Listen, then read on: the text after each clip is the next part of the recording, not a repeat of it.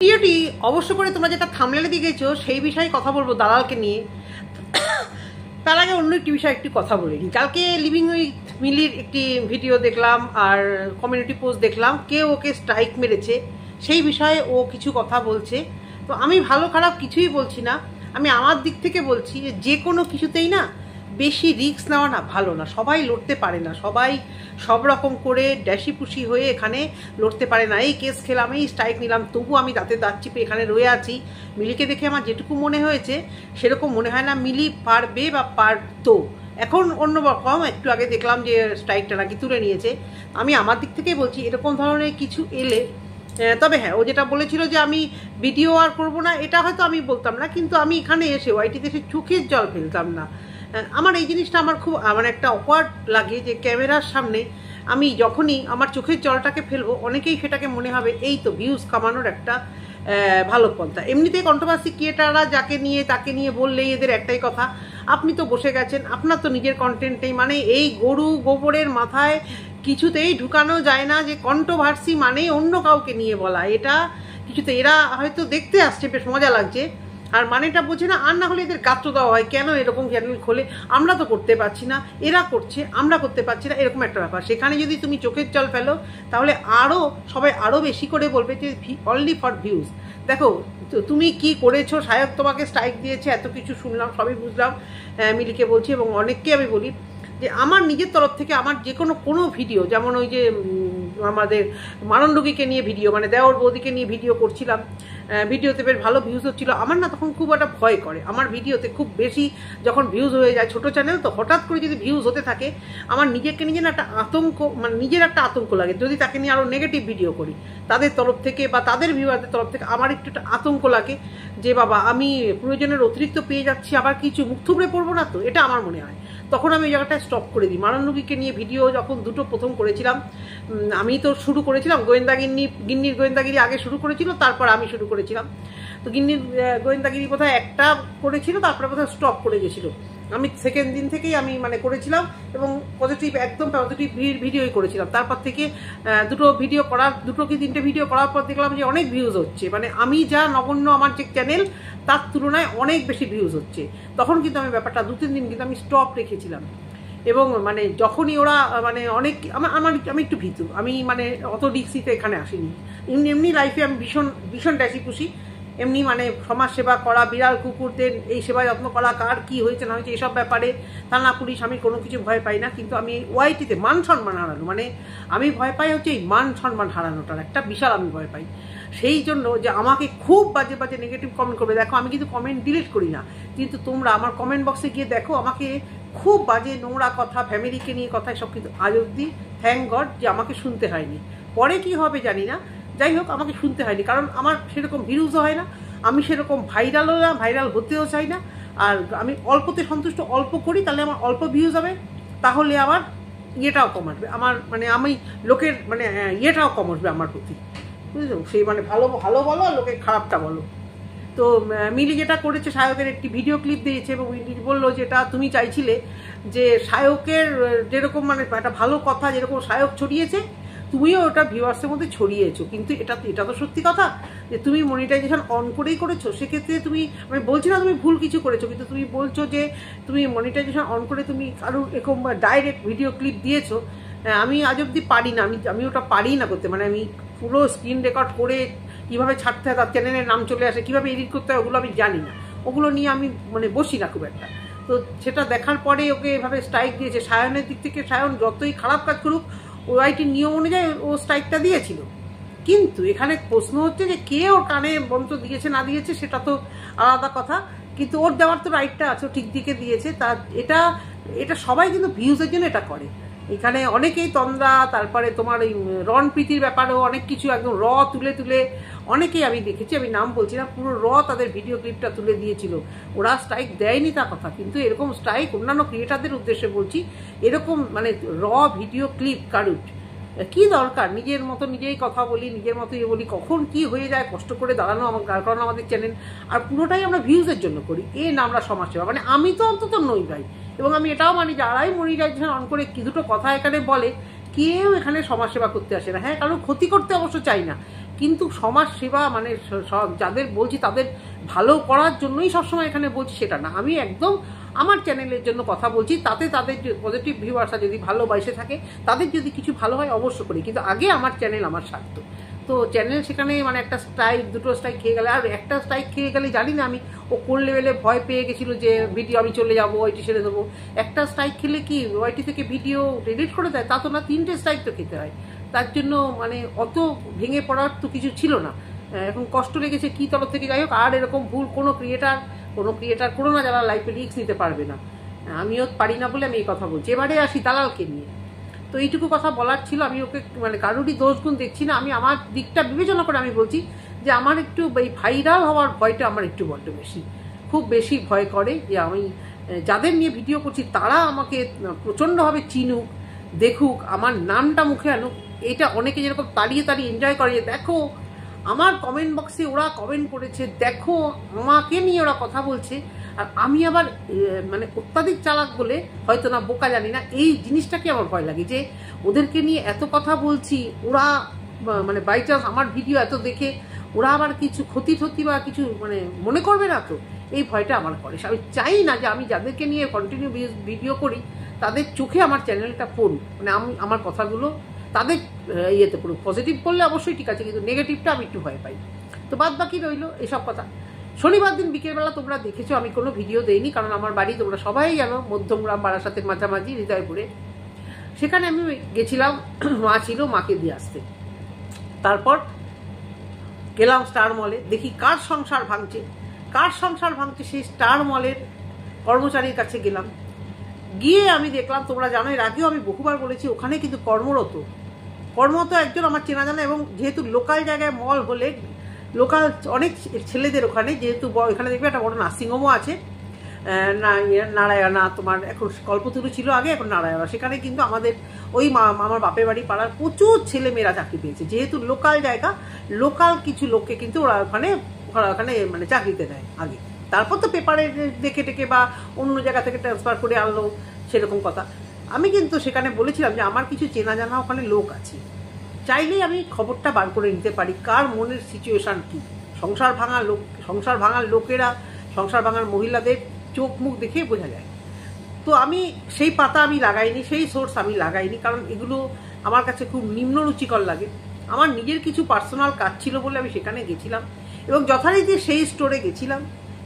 গিয়ে যে সংসার ভাঙার যে মানে ক্রিয়েটারের হাজবেন্ড সংসার ভাঙছে, ছি কি বলেছে একটা, বুঝলাম সে বউকে ছি বলেছে, বউ অন্য জায়গায় চলে যাচ্ছে, মারাত্মক অশান্তি বাড়িতে, তার অ্যাটিটিউড এবং কোনো কিছু দেখে আমার কিন্তু এতটুকু মনে হয়নি যে তার সংসার ভাঙছিল। এখন বলবে কাজের জায়গায় তো কাজটা দেখাতে হবে। ভাই, সংসার 12 বছর 15 বছর হোক আর 5 বছর হোক, সংসার ভাঙার যে মানে যার ভাঙে তার ওরকম ক্লিন শেপ দাড়ি, সাজগোজ, মুখ চোখ পরিষ্কার, কথা বলছে, চোখের মধ্যে দেখেই মনে হচ্ছে শান্তির ঘুম দিয়ে এসছে। যে ঘুম না হওয়া বা অশান্তিকর যে মুখগুলো, সে যতই বলো, একটা ঝড় বয়ে গেলে না একদম বোঝা যায় মানুষের উপর থেকে, যাদের সংসার ভাঙে না বোঝা যায় যদি সত্যি সত্যি ভাঙে। এখানে তো সব কিছু নাটক, মানে বিরাট একটা নাটক, সবাই বুঝতে পারছো।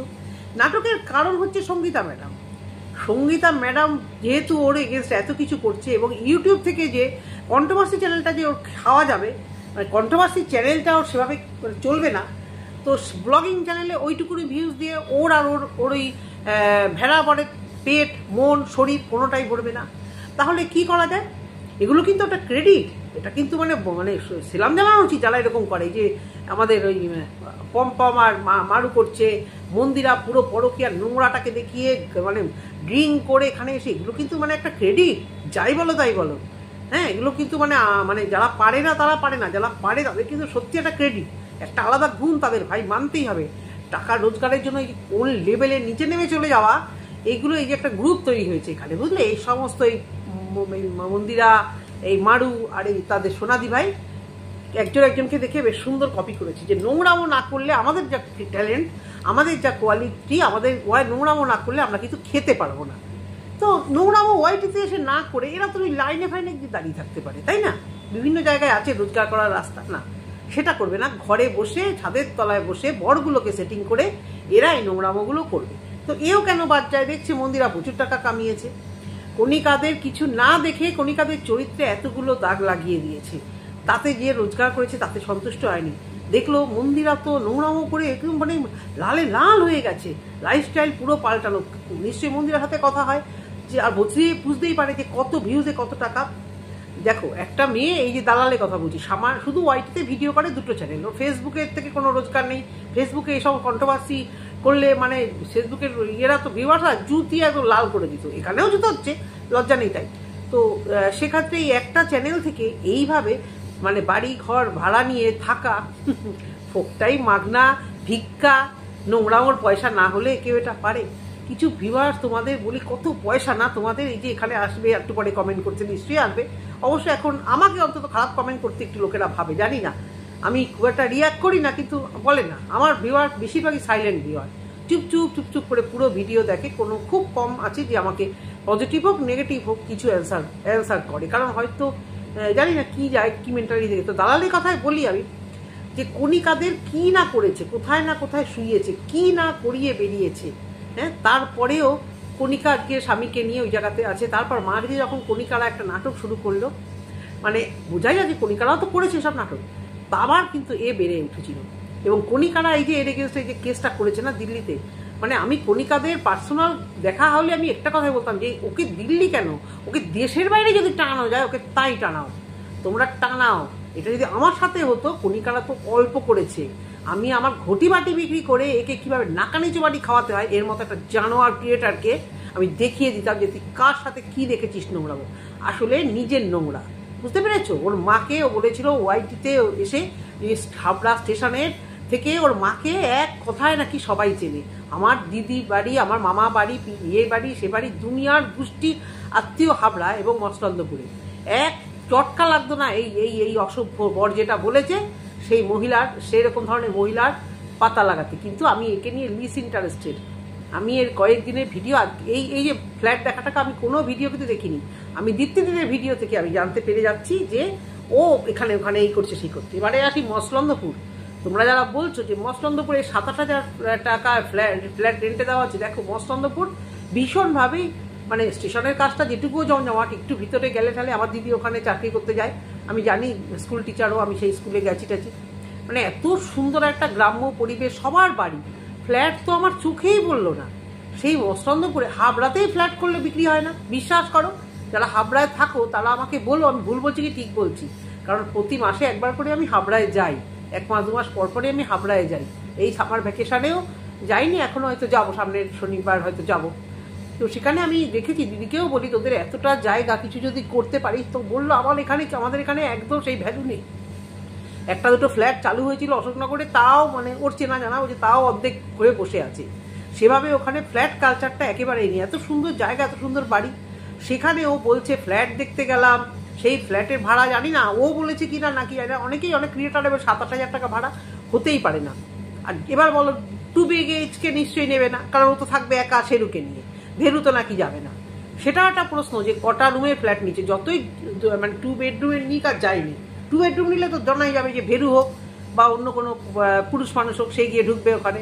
চরিত্রের তো আর মা বাপ এক নেই, ভাই ঠাই মামা ভাগ্নে, সরি মামা কেন, ভাগ্নে ভুগ্নে, বন্ধুর ছেলে, কারোর সঙ্গেই তো মানে কিছুই করতে মানে এগোচ্ছিল কেউ আর কি, সবাইকে আর কি লাত মেরেছে, শুধু ভাগ্নে বোধহয় শুয়ে পড়েছিল বিছানায়, যেটুকু আমরা ওয়াইটি থেকে শুনতে পেরেছি। এবং সেটা তো কিছু ভুল না, কারণ ওয়াইটির এই যে দাদা এর সম্পর্কে আড্ডা সম্পর্কে যা বার করুক না করুক, এর সম্পর্কে মোটামুটি যা বার করছে সেখানে কিন্তু সবটাই আমরা ধরে পেয়েছি।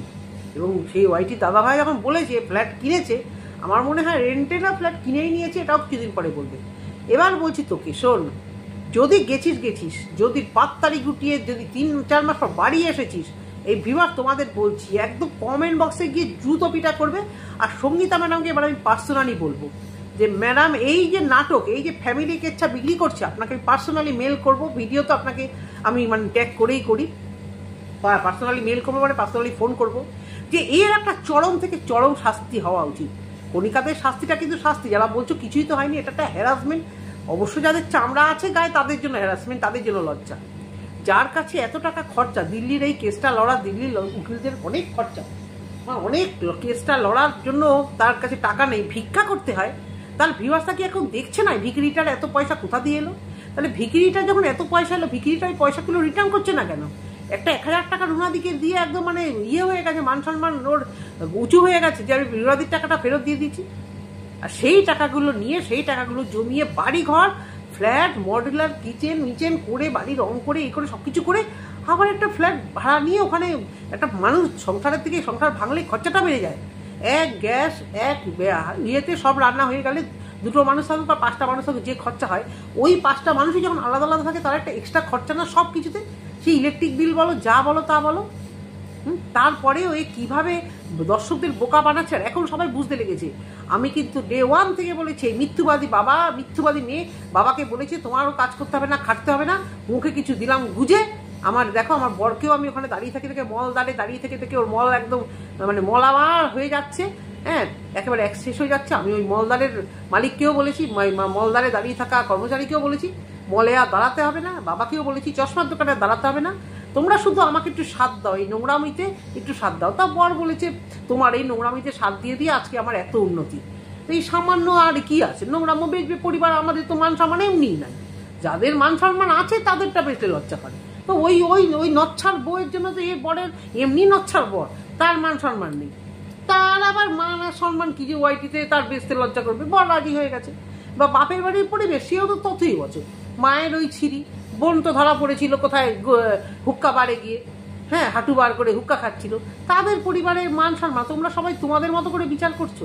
তো এই নচ্ছালি মেয়েদের পরিবারের না মান না সম্মান, না শ্বশুর বাড়ি না বাপের বাড়ি, মাস্টারমশাই ওরা না রাখে ভিডিও, না দেখে কিছু। আর সঙ্গীতা ম্যাডাম যেহেতু কেস করেছে, পাড়ায় যেহেতু একটা হইচই হবে খুব শিগগিরই, সেই সব কারণে তো পরিষ্কার বোঝা যাচ্ছে, সেই সব কারণে ও জাস্ট একটা বাইরে শিফট হচ্ছে।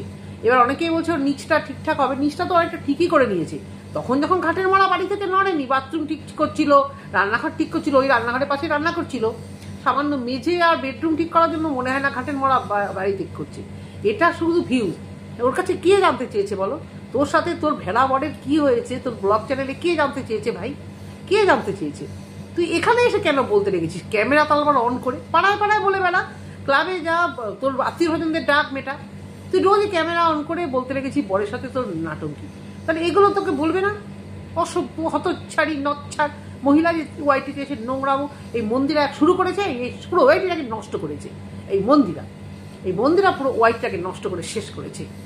এই মন্দিরা দেখা দেখি ভাঙাটিন, তারপরে মানে মানে মারু, এইটুকুনি একটা বাচ্চা মেয়ে পড়াশুনো শিখেছে, কোথায় চাকরি বাকরি করবে, ওয়াইটিতে ব্লগিং করুক, ঠিক আছে, কি না মানে নোংরামো। আর ভিউয়ার্স, সব থেকে এদের উদ্দেশ্য কি? ভিউয়ারদের মুরগি বানাও, ভিউয়ারদের এবারে মানে ইমোশনাল নিয়ে সুশুরি মারো, ভিউয়ার্স ঠকাও, ভিউয়ার্স ঠকালেই আমাদের পকেট করবে। আর ভিউয়ার্স ঠকার জন্য হাঁ করে দাঁড়িয়ে আছে, যেই দেবে ফ্ল্যাট কিনতে যাচ্ছি, এ কিনতে যাচ্ছি, দেখি তো নেশা একটা, দেখি তো কি আছে, সঙ্গে কিছু কন্ট্রোভার্সি কি এটা। আমি কিন্তু এই মারুলা ফারুর ভিডিও আজকে 1 সপ্তাহ ধরে দেখছি না, দরকার নেই তো আমার অত কন্টেন্ট, দরকার নেই আমার। যারা ভদ্র সভ্য তাদের দেখবো, তাদের নিয়ে কন্টেন্ট করবো। এই ছোট লোকগুলোকে ভিউজ দিয়ে আবার কী লাভ হবে? তাই ভিউয়ার্স তোমাদেরকেও বলছি, এই দালাল, এই ফারু মারু, এই যতগুলো নোংরা আছে সব কটাকে আনসাপ করো, আর চ্যানেলে একদম মানে রিপোর্ট মারো। অন্তত মানে একবারে এক একটা যদি 20টা লোক রিপোর্ট মানে না, ওয়াইটি থেকে দেখবে যে এরা কি আছে চ্যানেলে, তখনই মানে একটা স্টেপ নেবে ওয়াইটি থেকে। ও বুঝতে পেরেছে ওয়াইটিতে ওর কেরিয়ার শেষ, হ্যাঁ মানে অন্তত কন্ট্রোভার্সি কেরিয়ার ওর শেষ, কারণ এতগুলো কেস খেয়ে আছে। ওর ভদ্র ভাষায় কন্ট্রোভার্সি করতে পারবে না, ওগুলো করলে ওর গাত্র দেওয়ায় ওর ভিউয়ার্সরা, ওর ওই অসভ্য ভিউয়ার্সরা এটা পছন্দ করবে না। তো সেই জন্য এ বুঝতে পেরেছে কন্ট্রোভার্সি জগতে শেষ। কি করব? ব্লগিং চ্যানেল দাঁড় করাবো। ব্লগিং চ্যানেল কি করে দাঁড় করাবো? একা একা সকালবেলা সেরুকে খাওয়াচ্ছি, আমি খাওয়াচ্ছি, ভেরু বেরিয়ে যাচ্ছে, এটা তো দেখবে না কেউ সেরকম ভাবে। শাশুড়ি শ্বশুরকেও বেচতে পারবে না। আর ইচ্ছে করে বাচ্চা নেয়নি, তাহলে ওয়াইটিতে টাকা রোজগার করতে পারবে। লোকেরা বাচ্চা নেওয়ার জন্য কত কিছু করে, এ বাচ্চা নেওয়ার জন্য একটা জিনিস করেছে, এই বাচ্চা নেওয়ার জন্য কোনো চেষ্টা করেনি, যাতে বাচ্চা হবে না, সারা জীবন এভাবে সিম্প্যাথি কুড়াবে। আর সেই ব্লগিং চ্যানেলে নোংরামোর পায়ে নেমে পড়লো যখন দেখলো যে মন্দিরার পর ফারু, ভাঙা টিন, টুকটাক পিয়াকেও দেখলো মিথ্যাচার, বধ চলে যাওয়া, কি রোজগার, কি ভিউজ, তাহলে আমিও এই পথে নামি। বুঝতে পেরেছো এই নোংরাটা? কালকে বললাম তো, কালকে শনিবার দিন মলে গিয়ে ওকে দেখেছি ভেড়াকে আমি, কোনো অ্যাঙ্গেল থেকে আমার মনে হয়নি যে ওই ভেড়ার সংসার ভাঙছে, বউ চলে গেছে, এসব হয়েছে। ও দিব্যি হাসতে খেলছে এক জায়গায়। বুঝতে পেরেছো? তো আমি এইটুকুই বলার আমার ছিল। মিথ্যে কথা বলা, মিথ্যে কথা সহ্য করতে পারি না আমি, এটুকুই বলা ছিল এই অসভ্য মেয়েকে নিয়ে। এ পুরোপুরি মিথ্যা গেম খেলছে, আর কিচ্ছু না। তো বন্ধুরা, ভিডিওটা যদি তোমাদের ভালো লেগে থাকে অবশ্য করে কমেন্ট সেকশনে কমেন্ট করে জানাবে, আর যদি ভালো লেগে থাকে চ্যানেলটিকে সাবস্ক্রাইব করবে। টাটা।